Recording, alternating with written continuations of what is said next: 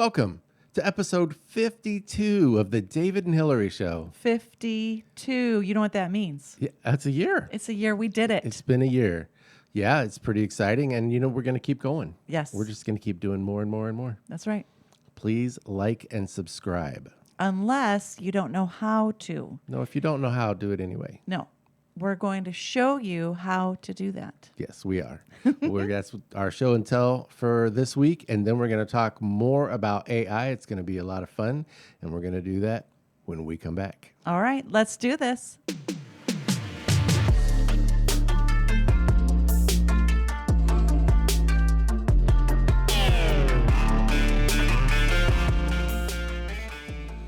Well, 52 weeks. I mean, it really has been an adventure. We've learned a lot. We've, we haven't changed things monumentally, but we've tweaked it here and there. And who knows what the next 52 episodes will hold. Hey, true to our brand, we're doing like little baby steps Baby every steps. week. That's right. That's One right. baby step at a time. So if people want to like our videos, Yes. but they don't know how, because we do have some people who have, we even asked someone recently, hey, we have a podcast, you should check it out. And they said, oh, I'll totally check it out. And then we said, and like and subscribe, that really helps us. And they're like, yeah, I don't know how to do can't that. do that. So those, I was really surprised. they're out there. Yeah. So let's show them. I think there's more people than we realize that don't know how You to do can that. find a video and click play, but, Yeah. you just, and the young people, if they don't know something, they just figure it out. Right. Or they type in, how do you do this? And Yeah. people our age, it's hard to explain, but it's just easy to go, I don't know. I don't know how to do that. I don't know. I don't care. Well, let's show them. It's not hard. All right. So I just pulled up a screenshot, and here you got the red arrow going right down to the old thumbs up. Thumbs up is like. Yep. Thumbs down is don't like. Don't hit the thumbs down. No. Hit the old thumbs up. So when people say smash the like button, that means Yeah, I'm not saying that. we listen to a lot of podcasts. I've heard people say it pretty much just like that. But that just means click the like button. And that, if you're thinking very literally, like, I mean, I liked it, but I wasn't their best. I mean, please Just like it. Just like it. Please. Just- It helps yeah. us out. That's great. If you overall like the podcast at all, just like it. Yeah. And then subscribe. I mean, the benefits of subscribing, if you become a subscriber, it's not this big, huge commitment. It doesn't cost anything, but you can subscribe pretty easily, and then you get notifications every time we have a new video. So maybe you got a busy life and you like the podcast, but you forgot that a new episode drops every Wednesday morning at 5 Central, because it does. But Lord willing. yeah, you'll get a notification that, it has so far. It has for 52 times. Yeah. So you get a notification just reminding you that something you're subscribed to has a new episode, and then you can go check it out. So Hillary, show them how to do that. Yeah, so this next shot, again, I had to find a channel I wasn't subscribed to because I have a lot. When you're looking at the first frame of that video, they'll have their name down in the lower left-hand corner, and usually right beside that is a black oval, and it will say subscribe. You just tap that, and then now you are just saying, I like this channel. I want to know when they do things. So Yep. that's it. That's it. And of course, these screenshots are from our, from our laptop. But if you're doing all this on your phone, it's very similar. Everything's a little closer together. But at least now you know what to look for. You can find that subscribe button and click it. You can find the like button and click that after you watch the video. It helps us out. So Sometimes thank it's a you for little that. harder if you're watching on your TV. But what I have found on ours is if I pause it, then all those things pop up at the bottom when you're paused. Okay. And then you just kind of navigate down and over to whatever you want to then press like the OK button. Yeah, use the buttons on your TV to go down, over, left, right. Yep. And So if you're watching on TV, just a little bit more difficult because you just won't see it the whole time. But you just Yeah. pause it, they all pop up, and then you navigate down. Stay tuned for our next YouTube channel, How to Use Your Technological Devices. Because I'm so tech savvy. Well, I don't know. We'll have to think whether we're going to actually do that. But Yeah. So this episode, we're gonna be talking more about AI, and we did a lot. Well, last episode we talked. One of the things we talked about was how I'm not a visionary and I can't predict the future, and you should definitely not look to me for future advice. Or stock tips, No, right? Okay. just saying, I had a couple different people tell me how big computers were going to be in the world, and everybody's going to have one in their home, and they're going to be integral to your everyday lives and all this. And I was like, no, you're crazy. That's not going to happen. Yeah. And of course it did. Here we are. So we talked to quite a few different people this Yeah. week Yep. It was so fun. about AI and how they use it either for their job or for their personal life. And we've got some really cool stories to share with you of some of the stuff that we learned about. And if you're using AI and would like to share that with us, please either put it in the comments or you can email us at davidandhillaryshow@gmail.com. Hillary has 2 L's. And we would love to hear how you're using AI.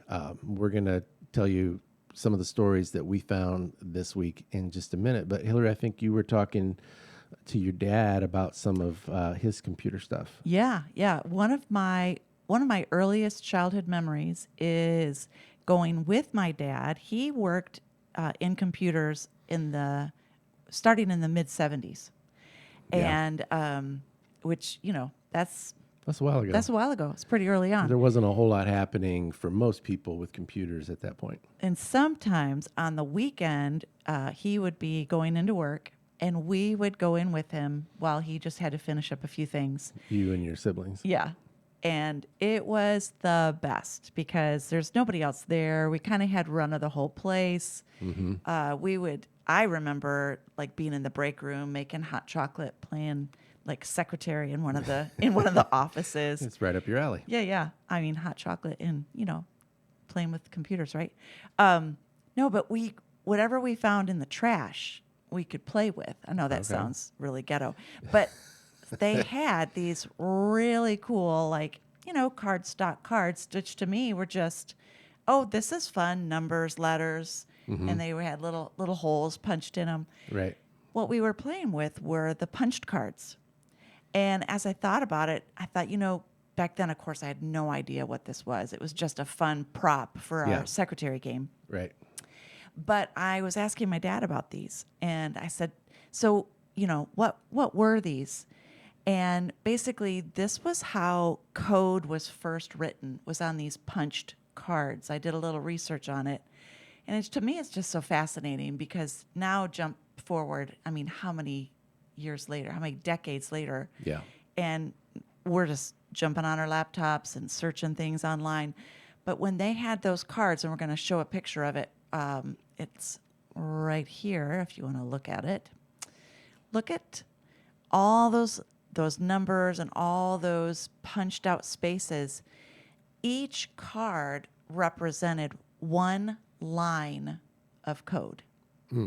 And so if you're a programmer and you've got hundreds, if not thousands of lines of code, think about just one of those cards per line. Wow. And they would tell stories. I was doing a little bit of reading about how once you would get a whole stack of those cards, they would sometimes turn them on their side and take a marker and draw a line on them just in case you drop the whole thing and you have to put it back together. You see where that marker line is. So and you'd you make could- it like in a diagonal. Yes. Yeah. You make a diagonal and then you could put that code back together. Crazy. It was so manual, basically. But one of the things Dad said was that at that time, IBM was talking about introducing the PC, the personal computer. Yeah. And even people in that field didn't really understand, like, what are people going to do with that? Like, they Yeah. didn't see the transition to just the average home. They were all like me. Well, and they thought kind of the same thing. Like, yeah, they really were. Like, I mean, I guess maybe it could be like a word processor or like an accounting tool. Yeah. But I don't think well, not anybody. I don't think very many people at all really had the vision to see what this could look like for us as a society now. So, I think that's true in a lot of things where you kind of have to see it.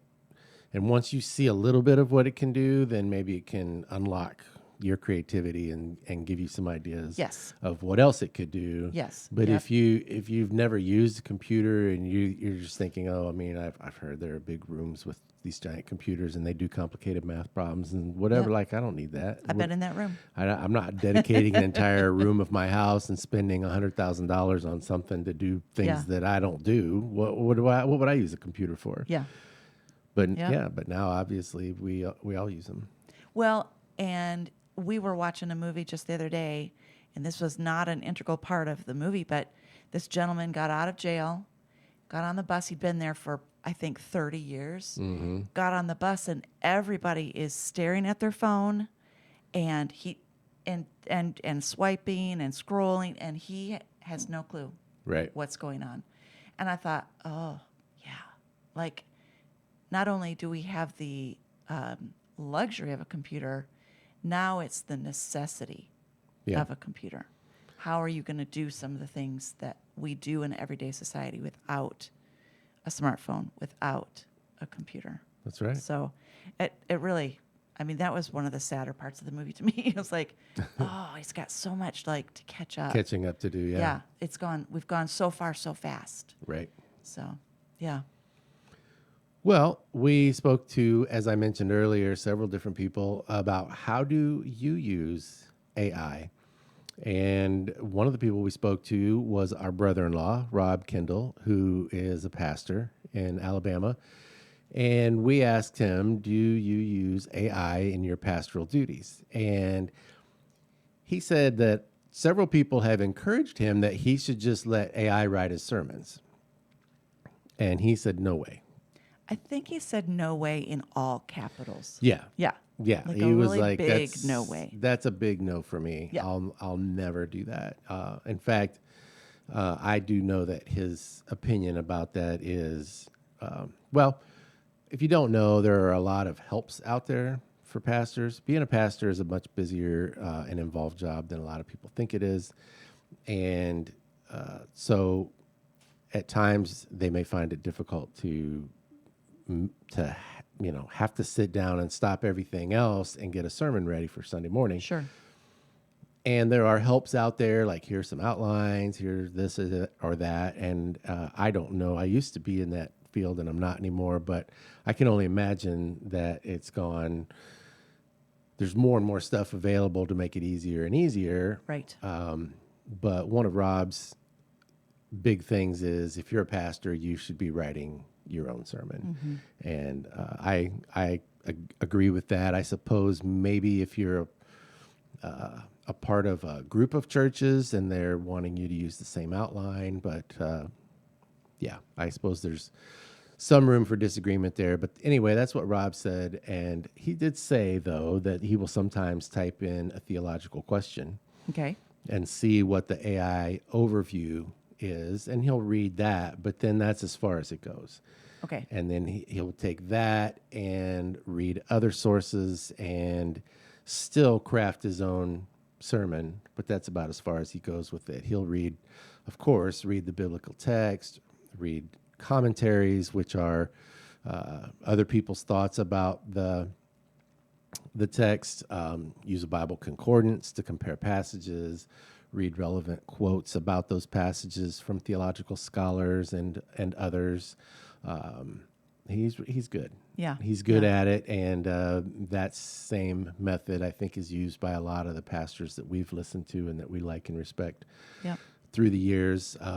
He mentioned it's also good to look at the original language and see how what the definition is for that word, how it's used in other places in the Bible or in other places in society. Look at the historical setting, understand who wrote the book, who they wrote it to, and of course, pray and ask God for direction and clarity. Yeah. AI could maybe do a couple of those things, but then you would just have to blindly trust it. Exactly. And so when Yeah. you've got a set of commentaries that have been trusted for decades, if not centuries, depending on which set of commentaries you have, then you kind of feel good about what's written in there. And if AI says, "Oh, so and so says this or that or whatever," you don't really know. Well, and if you own the book and it's sitting on your shelf, then you know that it didn't get a digital upgrade overnight. Yeah, I mean, you right. need to trust your sources, and if From someone who may not think the way that right, you do, or right, the way that a set of commentaries is authored by a particular person or a particular denomination or a particular group that has a particular mindset, and you know what that is. And so if you feel like you can trust it or not. yeah. Well, and life is very, very busy, and AI is super helpful to give us the answers that we want. But I don't know about you, but I have found that in real life,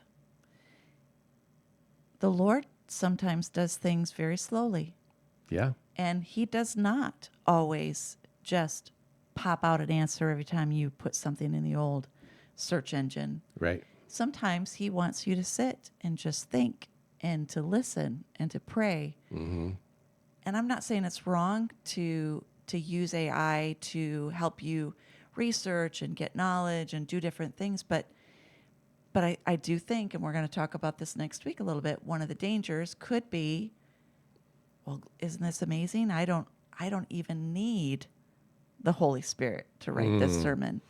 You always need the Holy Spirit. Well, not to write a sermon, apparently. You can just pop one out. Now, of course, the word need, right? That's subjective. Yeah. We about to throw down. It Well, is- I it's- understand the temptation for people to say, I can accomplish this without traditional methods Right. because I have all this new technology at my fingertips. Yep. I understand that. I think if you're responsible as a leader of people, if you're a pastor, you're responsible to the God of creation for how you lead the people under your charge. Yep. And you always need the Holy Spirit for that Yeah. every day. Yeah. Every day, every time you write, every time, whether, yeah. So I just think the temptation is there the temptation is there. And yeah, to believe the lie. Oh, I guess I can just do this on my own. I'm a landscaper and I need the Holy Spirit every day. I Well, know. we also talked to my dad a little bit and my brother, Michael. My dad, of course, is Ron McClung. My brother is Michael McClung. And my dad was a pastor for many years, but we've mentioned on the podcast before that he's taken up to writing novels in his retirement. And we're really proud of him for that. And he has asked my brother to help with the cover art for these novels when they come out. Yeah. And so I mostly talked to Michael about because I knew that he used AI in that process, and so I asked him a lot of questions. There are different AI sites or websites that you would go to. The one that Michael uses for the book covers for the Miller Chronicles is openart.ai. And so he said there's a free version of this that you can do some things, but he pays about $14 a month for a subscription that allows him to do a lot more. Yeah. And so here's the cover of the first book in the Miller Chronicles. And what you'll see is there's several things on there. There's a landscape or a seascape, I should say, with the sea and the sky. And there's a ship and a treasure chest. And so Michael said that he would use, in some cases, photographs that they had. I'll talk about that in a second. But we used to call it clip art when I was doing commercial art back in the day. And now I don't know that they necessarily call it that. But as you probably know, you can go on the internet and just look for images of whatever. And some of those are free and some of them you have to pay for, but that's not necessarily AI. What he uses AI for is the people. Okay. And so he would ask Ron, Dad, what do you want for people on this one? And he would say, you know, gender and hair color, eye color. Are they looking this way or that way? Or Dad always had always has a pretty specific idea of what he wants, and then Michael would put that information into AI, and then I said, well, I guess the more specific you are, the better chance you get what you want. And he said, well, maybe, but not always. Oh, really? You kind of have to learn the language that the website speaks. And so whether you want a full body pose or just from the, waist up or whatever, there are different words that may or may not get you what you're looking for. And so he said Yeah. that was kind of a learning curve just to know what, and then I think it's true anytime you use a piece of technology, you got to kind of learn the ins and outs of it. But I would have thought the more specific, the better. yeah, But I could see where if you get too specific, yeah, you and I've even talked about that with our searches sometime. If you're like trying to look up a too many game too or many words and too much specific stuff, and sometimes it gets off on a it's tangent. like, yeah, I don't even know what to do. We with don't even that. know what you're talking about. Yeah, so you have to kind of learn how to do that. Here's a picture of the second book cover, As We Forgive Those. And that background is actually a location in West Virginia that Dad had taken a picture. That's his photograph. And so Michael used that and then used AI to get the characters in the foreground, the period of clothing and all of that. And then here's the third one, The Hands of a Woman. This is the most recent one in the Miller Chronicles. You can get all of these on Amazon. So I've read them all. if you like to read and They're haven't very checked them good. out, you should do that. But here again, we've got a background photograph and then different elements on there. But the people were created with AI. That Michael would, he said he would get a couple examples and send them to Dad, and Dad would say, well, I like this one better, but can you change this? And okay, so then we go through the process, and he said there'd be several back and forths. Yeah. In order, it didn't just happen really quick, but a lot of back and forths. And I know a lot of art projects that I've worked on through the years, either as an artist or asking someone else who has skills I don't have, can you help me? That's kind of Yeah. typical. There's a lot of back and forth, but Yeah. No, that's really great. I kind of want that dress she's wearing too. it's a pretty dress. Well, so we reached out to different people, and it's just kind of how it all worked out on our notes that I'm doing all mine first, and then Hillary's going to do all hers. So. No, you just don't like to hear me talk. I'm tired of me talking, but this is how we did it. So we have another friend who's a CEO of a company, and his company needed to start a 501c3 as part of what they do. I don't know all the ins and outs and all of that stuff. I'm leaving out names here because I don't want to misrepresent anything. But he did give me permission to tell this story, even though we're not naming names. So anyway, what our friend did, he was responsible for kind of getting this all set up. He loaded lots of documents and prompts into Chat GPT. Okay. So we talked about Chat GPT the Yeah. last So Chad. episode. Chad, yeah. Yep. Yeah. Okay. And so we need this and we need this and we need this. And Chad spits out all the forms and paperwork necessary to start the 501c3. This story, I think, is what caught my attention as far as AI and thinking, why am I not using this more? Yeah. I was blown away Yeah. that he said that he did say he would have to go back and make little changes. I think he Right. had to Right. maybe some things happen. He's like, oh, I had to go back and write a little bit more information in and just kind of let it know what I needed. But yeah, that was crazy because I'm not sure I just said there. That was crazy. That was crazy. Because tell him what happened after he got the documents for the 501c3. Yeah, well, it spit everything out, and then just like we've said, you'd need to check it against an original source. So he took all that paperwork and sent it to their company lawyer, and said, "Here's all my stuff to start the 501c3. How did I do? And what else do we need? What do we need to change?" And they looked it over, and they basically said, "Yeah, you're right there. That's what you need." I was blown away. Chad was making basically legal documents. Now, look, we're just telling you stories of what, people who are close to us have told us. And if you're doing anything that requires legal documents, please make sure you check with your lawyer and have Well- everything double checked. And that's what they did. But that's what they did. Yeah. And ChatGPT did an amazing job. That was crazy. This same friend also said, if you want to make a website, try Lovable.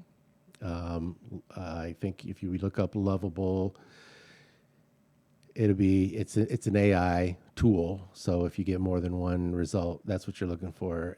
It creates apps and websites. You just chat with AI and tell it what kind of website you want, and it can just make you a website. And he said that he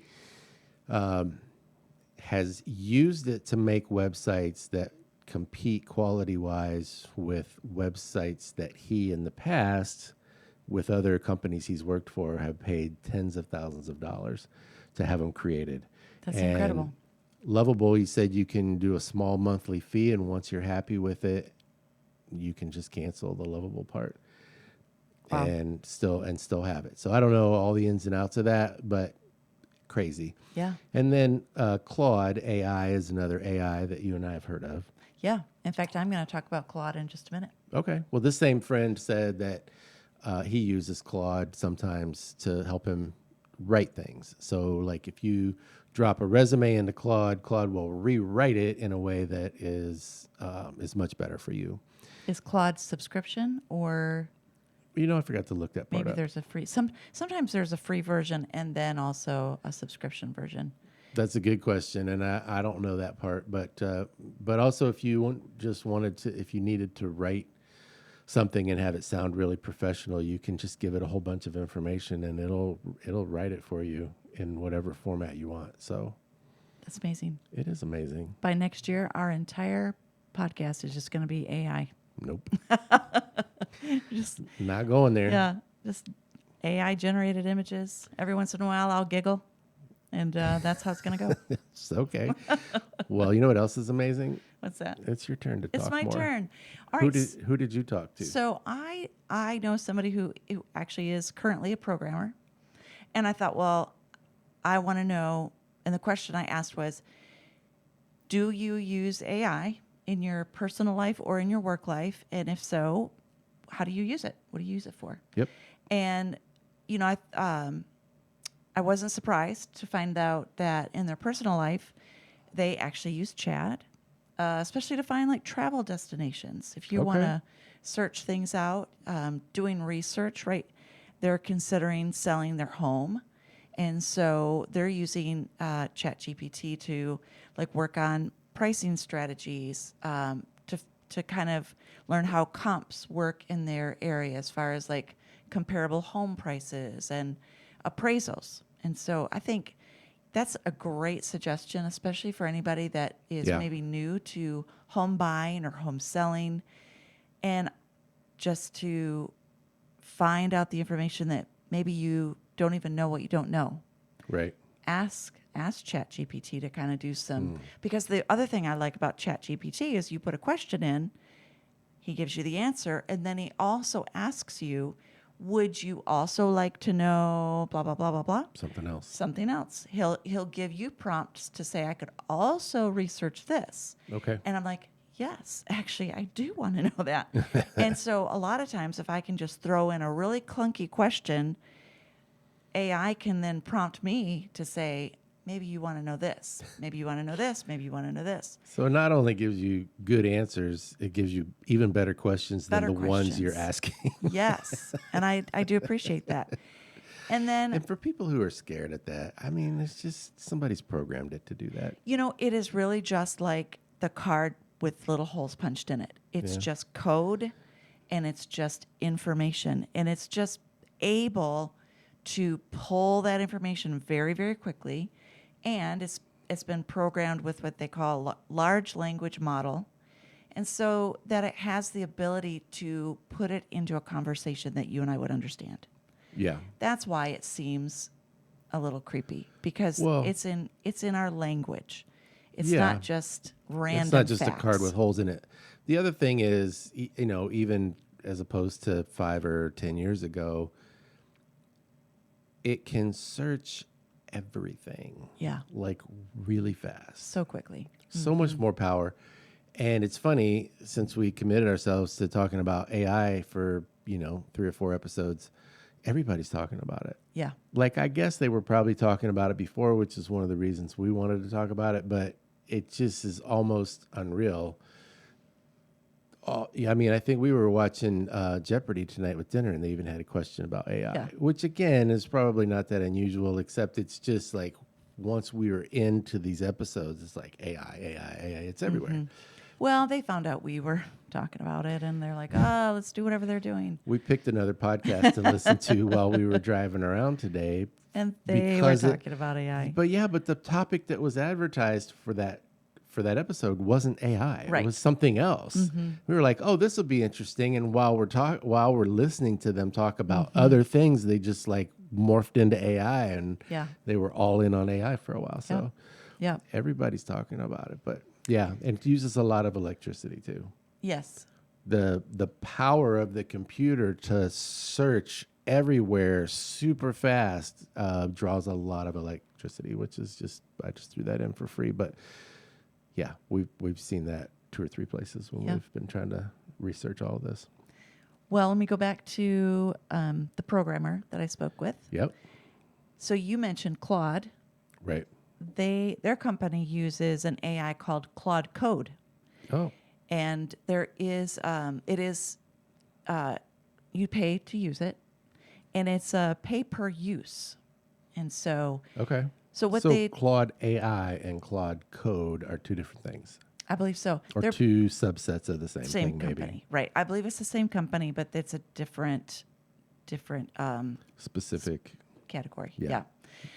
So what they do in their programming is they will throw like a prompt to Claude, and then they will get a really basic code back out. But that's enough for them to then, let me see what I've got written down here. So it says, as a programmer, they use AI all the time. They converse with AI back and forth to explore different pros and cons until they arrive at a plan. And then the AI is usually able to implement a decent first draft. Okay. Then the programmers go back in, they edit and polish, and they get it ready for a final review. Okay. And so if they try to have AI do all of the work, they said it would pretty quickly get out of hand and become a big mess. Okay. So this So it's idea not that it's not able to do. It's not going to take over the world tomorrow. probably not. It can't even write a good code by itself. Exactly. Okay. So I do think, and we listened to this on the podcast too today. They were saying some people might possibly be over exaggerating what AI can do because they're the ones trying to get the funding for the research. So it's possible. They said what it can do went up pretty fast, but it's Right. kind of leveling out now. Right. And when they say it's going to keep doing that, the people we listened to felt like that was an exaggeration Yeah. based on their experience. Yeah. So we'll see. We're just reporting what we've heard. Yeah. The AI, the Claude Code, is it's specifically used to create code. It is pay per use, Okay. but it's not uncommon to rack up about $150 a month in charges to do this kind of work. But when you're comparing to paying another developer at like $100 an hour, Claude Code more than pays for itself. So 150 a month versus 100 per hour for Who knows?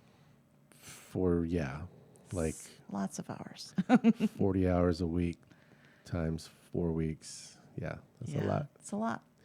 So, well, and then I spoke with someone else. I just wasn't even planning on this, but I thought, you know what, they're in the medical field. And that was one of the things that I remember researching was that AI is being used quite heavily in the medical field. And so I thought, well, I'll just ask if they specifically are using AI. And yeah, as a general rule, a lot of people are using AI, even as like a I don't know what you're going to say. I'm going to guess for diagnostics. not, well, I'm sure that they do, but even just that first initial appointment, when you go in and sit with your doctor Yeah. and they just want to take in all that information. I remember taking the kids to the doctor and that poor assistant was just like at the typewriter, just going away, trying to like, how has this been? And they're typing. How about this? How have you felt about, and they're asking and typing. And now they have AI that they are using an app. They just record the conversation that you have with your provider. The AI takes in all the information, transcribes all of the notes, Yeah. puts it in the appropriate place. And then when your medical provider then goes back over those notes, everything is just in a really organized way so that they can sit and then make a treatment plan. And yes, maybe AI does help suggest like different things for that. I didn't do a lot of research into that. But how great Well- that your doctor could then just sit with you and listen. Exactly. So That's what I was they're- going to say. I like the transcription service because sometimes I love that. I mean, I know from all those years in school, sometimes it's hard to listen, process, and write at the same time. And I don't know anybody that, I mean, maybe if you know shorthand and you have the little shorthand machine, but I don't know anybody that can genuinely write everything that someone's saying as fast as they're saying it. Yeah. And to be able to do that and concentrate and think about, well, medically, what does that mean? What are you really telling me? Right. How do I tap into my expertise in order to help you? But if all you have to do is do that and not write anything down Yeah. and let the machine record it and transcribe it, that sounds like a great benefit. I thought it sounded great. So then all those notes just go into your file. The provider can use that information to help them going forward with a treatment plan. Yeah. I feel like that's one of the positive ways that AI could help make a difference. I think Yeah. it's a great idea. Well, this has been fun. I mean, there are definitely ways that AI can be beneficial for society and in individual lives. Yep. And so we wanted to definitely highlight that. And we want to thank our friends and family for giving us some ideas of what they're doing. You're and amazing contributors. Thank you. contributors to the show. And you can be one too. Just let us know what you're doing. Again, David and Hillary Show at gmail.com. You can let us know what you're doing. Next week, we're going to talk more about AI, but we're going to talk about some of the negative aspects of AI, some of the things to be cautious of, some of Yeah, the they're going things to take over the world. Well, last week we said we were going to try to watch iRobot and talk about it. Well, if you haven't seen that movie, there's a lot going on there and maybe some negative, maybe some positive, but we're going to save that discussion for next week and Right. possibly another movie or two. There's even one in theaters that opens this week that looks pretty interesting, and we're gonna check that. Check that out. Yep. We've already got tickets for that. And we've got snow coming, so Yeah. we'll probably just maybe watch another one or two. Yeah, I That'll mean, be we'll the just theme. watch movies and film podcast episodes until the roads are drivable again. That's right. So, well, we've had a lot of fun with you today. Thank you for joining us. We really appreciate it. Please like and subscribe. Now that you know how, You know how. There's no reason not to. if you don't know how, email us. We can do private tutoring. If you need more help, we can walk you through it. So we look forward to talking more about AI and who knows what else next time on the David and Hillary Show. See ya.